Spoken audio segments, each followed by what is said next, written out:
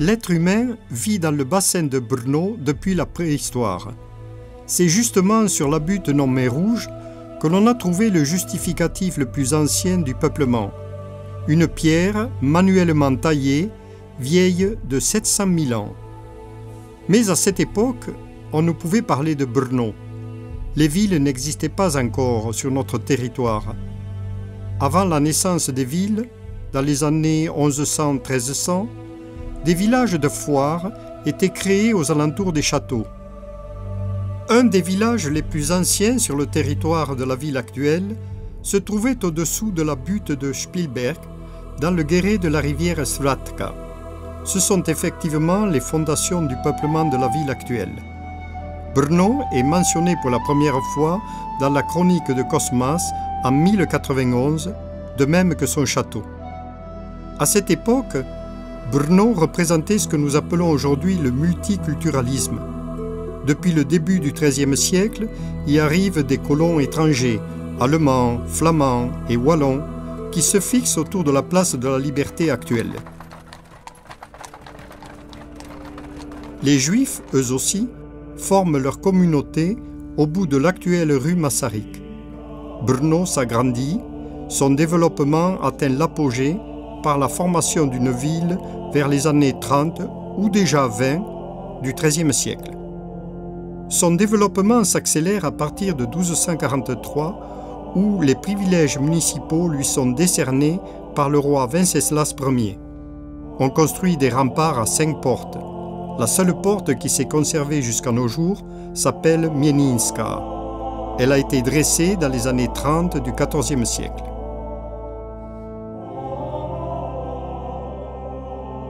L'église Saint-Gilles l'Ermite, à Komarov, est la construction la plus ancienne de Brno. Elle maintient toujours son objectif initial. Les bénédictins y construisent la nef de l'église actuelle vers la fin du XIIe siècle. Peu après 1200, ils ajoutent une tour à tribune qui est une des 11 constructions de ce genre conservées en République tchèque.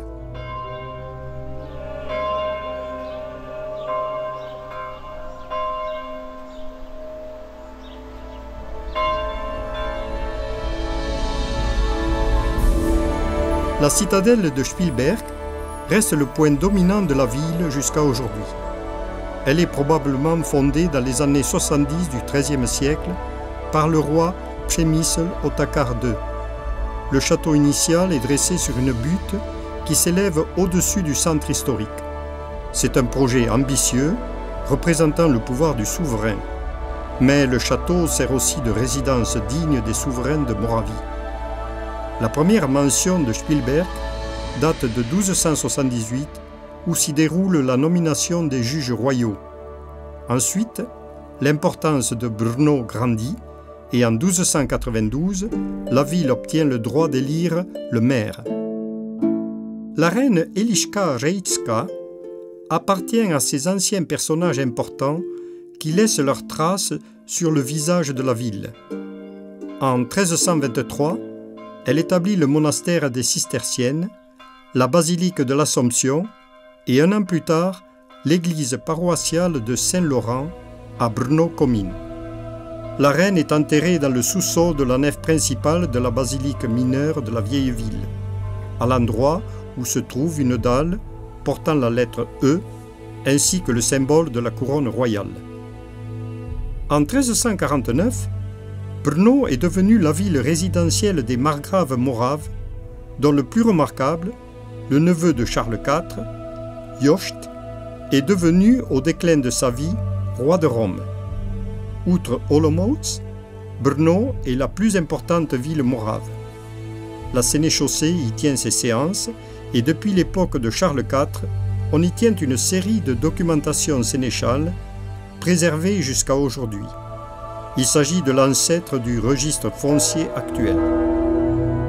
La protectrice de Brno date de cette époque. C'est l'icône de la Vierge de Saint Thomas que l'on nommait la Madone Noire ou Palladium. Selon la légende, l'auteur du tableau est Saint Luc. L'empereur Charles IV offre le tableau aux Augustiniens de Brno en 1356 à l'occasion de la construction d'une nouvelle église.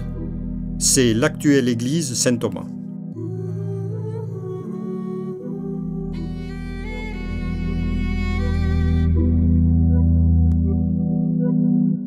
L'essor antérieur de Brno est bientôt interrompu.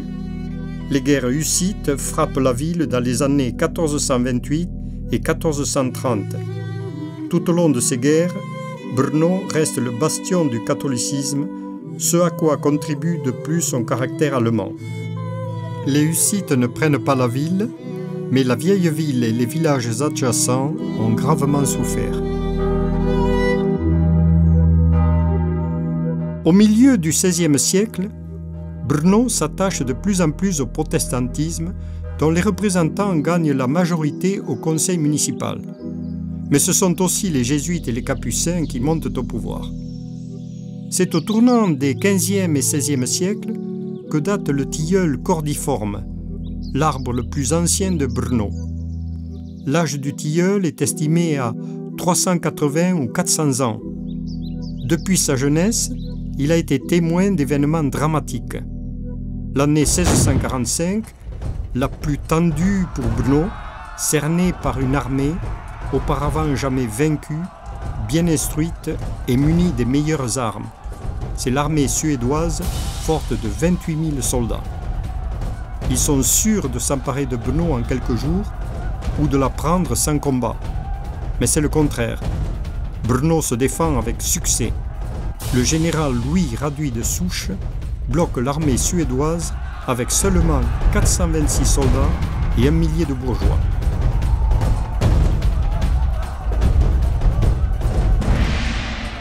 La légende la plus connue est liée au siège de Brno. Les Suédois mettent le siège devant la ville depuis plus de 4 mois et leurs offensives sont sans succès. Le général suédois Torstensson lance la dernière attaque le 15 août 1645 en promettant, selon la légende, que si la ville ne mord pas la poussière avant midi, il retirera son armée. L'attaque est dure et midi est encore loin. Mais quelqu'un a l'idée de sonner midi 1 heure plus tôt. Torstensson arrête le siège et les Suédois se retirent. C'est pourquoi, jusqu'à nos jours, les cloches de la cathédrale Saint-Pierre et Paul sonnent midi, déjà à 11 heures.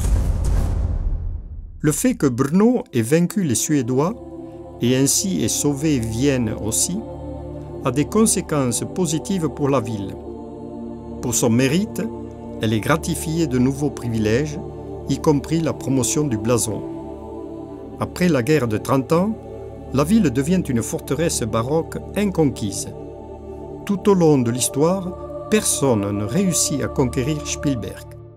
La position de Brno est encore renforcée par l'établissement de l'évêché à Petrov en 1777. Il siège là depuis cette date. Peu après la défense contre les Suédois, un des nombreux fléaux de peste éclate à Brno. Le conseil municipal prend la décision de dresser un monument de la peste qui infeste la ville dans les années 1679-1680, à l'endroit de l'ancienne colonne mariale. Ce monument, qui se trouve sur la place de la Liberté, n'est dressé dans sa forme actuelle qu'en 1689. Est également conservée la crypte des Capucins auprès de l'église de l'Invention de la Sainte Croix. Les Capucins la construisent au milieu du XVIIIe siècle. À partir de la seconde moitié du même siècle, on y enterre les membres de l'ordre religieux, ses mécènes, ainsi que certaines personnalités importantes de la ville. À Brno se trouve également le deuxième plus grand ossuaire d'Europe par le nombre d'enterrés. Il est situé dans le sous-sol de l'église Saint-Jacques et compte 50 000 squelettes.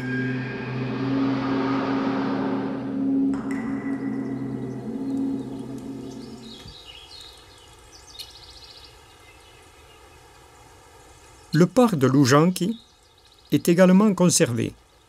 C'est le parc le plus ancien de Brno et de la République tchèque. Il est nommé d'après les forêts riveraines qui poussaient sur ses sols. Le parc fut fondé par l'empereur Joseph II et inauguré en 1778. C'est justement là que Napoléon fêta son 40e anniversaire après avoir pris Brno pour la seconde fois. C'est bien sûr la conséquence de la célèbre bataille d'Austerlitz. Cette bataille des trois empereurs se déroule le 2 décembre 1805 à Austerlitz, près de Brno. L'armée française, dirigée par Napoléon Bonaparte, met en déroute celle des Alliés, c'est-à-dire la Russie et l'Autriche.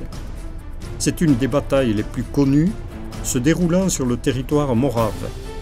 Elle représente aussi un chef-d'œuvre de tactique militaire. La victoire de Napoléon brise la coalition des Alliés et influence la constitution des États d'Europe centrale de l'époque.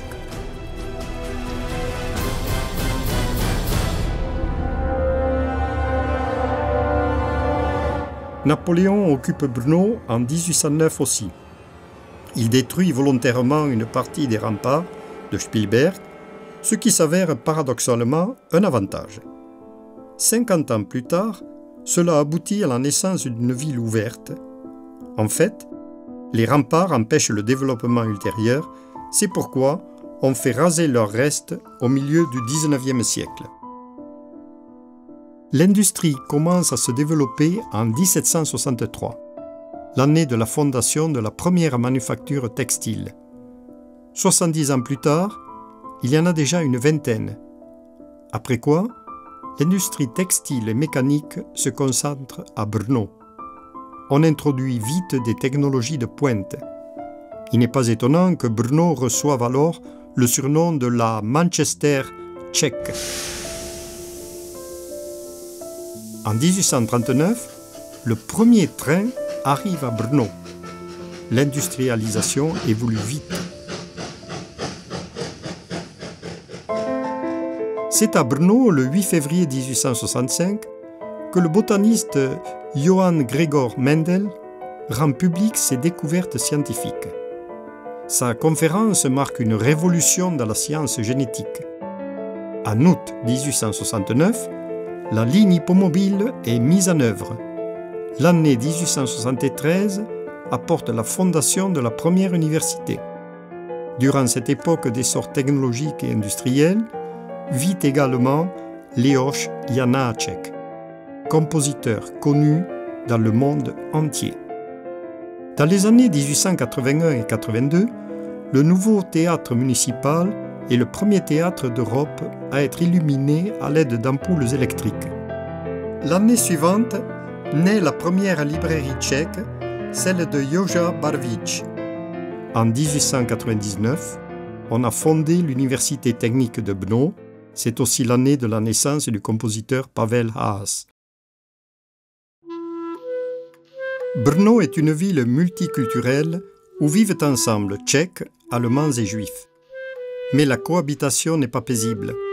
Les Allemands prédominent dans l'administration municipale et cela ne se termine qu'en 1919. La même année représente l'un des moments les plus importants de la vie municipale. La ville s'élargit de 23 municipalités périphériques. Jamais auparavant, ni même après, la ville ne connaîtra un élargissement pareil. C'est la naissance du Grand Brno, tel qu'on le connaît aujourd'hui.